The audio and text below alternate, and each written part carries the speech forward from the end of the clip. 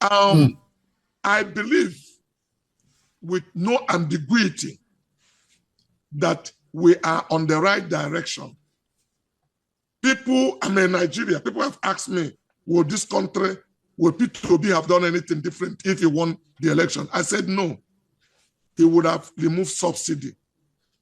From day one also, Naira need to find his value. But you know, it's hard for me to say this because you're a rich man. What are you talking?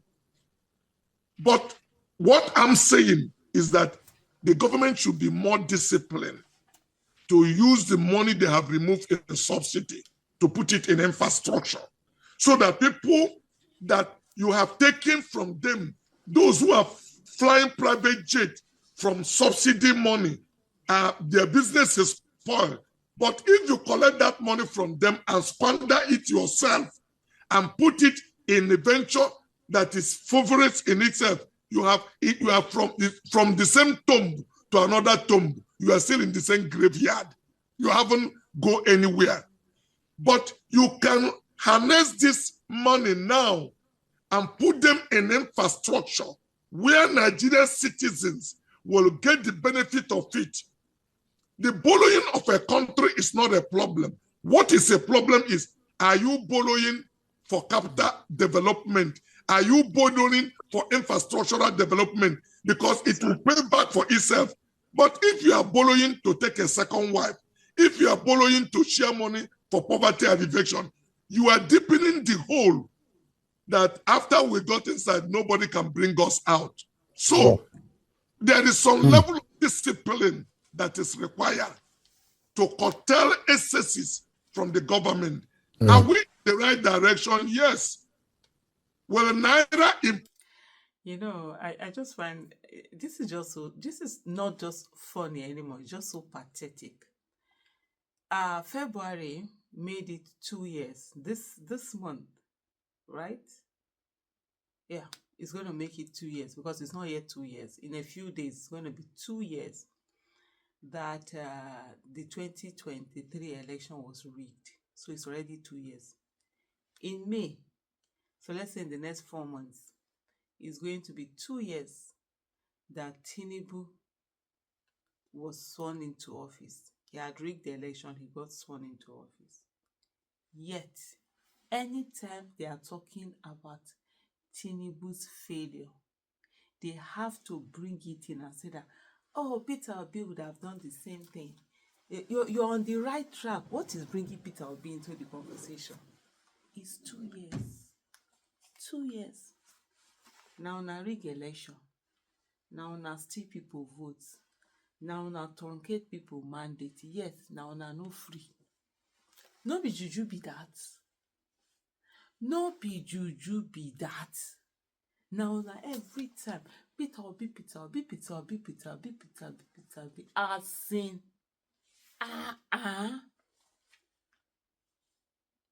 una no dey shame no dey catch una at all. So let's break it down.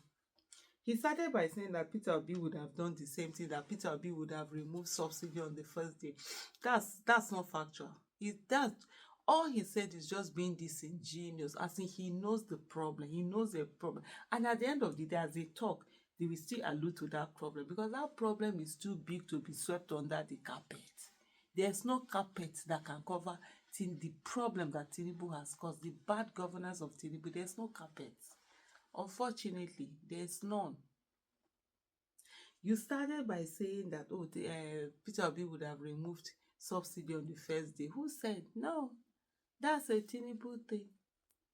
Peter Obi, yes, he talked about subsidy removal. Yes. He talked about the fact that you were first of all going to put mitigating factors in place to mitigate the suffering that the people were going to go through. And he was going to remove subsidy in an incremental manner. Not just wake up, carry everything, yank everything off. Little by little, reduce the subsidy, little by little by little, to a place where people are now able to stand on their own. So when they are taking that, Peter Obi, no, that's not Peter Obi. Own your thing, own your failure, carry it, use it to rub body. And if you are ashamed of it, work on it so that people will begin to say, even though he rigged the election, bet there's no bet in your case. You rig election, you come in and you are a monumental failure. No be juju be that. As if na do they do the person. You say, oh, Peter Obi would have allowed the Naira to find himself. Is this the way that he would have allowed it to happen? That's not the way he would have allowed it to happen. What's the other thing again he talked about? And then, of course, he went on to the main issue, that government should be more disciplined. Tinubu is not disciplined. He's there to use you people's money the way he wants to. Shey his wife was saying that, oh, they don't need money, they have a lot of money. When somebody is poor, the person is poor. You can have $3 billion in your account. As long as you are a poor person, you are a poor person. It's in the mind. It starts from the mind. That's why the moment he got into office, he's using you people's money to buy all sorts of things, build all sorts of things, spend it anyhow. Na poor person mentality. E no dey enough for them, because they always think say there's scarcity in the world. They no dey see abundance. Na the real poverty na be that one. They don't see abundance. He came out to also talk about you know that the money that has been removed for subsidy, they should put it in infrastructure. They should. I took notes. The government should be more disciplined. Borrowing, and also talk about the fact that borrowing is not a problem and all of that. Yes, we know borrowing is not a problem, but when monies are borrowed and they are being looted, it's a major problem. So you people own your failure and just stop looking for who you will rub your failure on. Peter Obi has not stopped you people. He did not stop you in any way. This failure, you people own it and own it very well. So all this gaslighting, oh, Peter Obi would have done the same. Make una stop am. This is Tinubu. Tinubu is doing what Tinubu is doing, which is failure that he's giving out. Don't try to deflect. Don't look for who is it that you people will put something on or the other. It's as simple. There's nothing. Imagine rigging election. And you know, when you are at that level where nobody has any belief in you, that's the easiest time to be able to actually, do something very well, because people don't believe it. Any small thing you do, they'll be like, so this one can even do this one.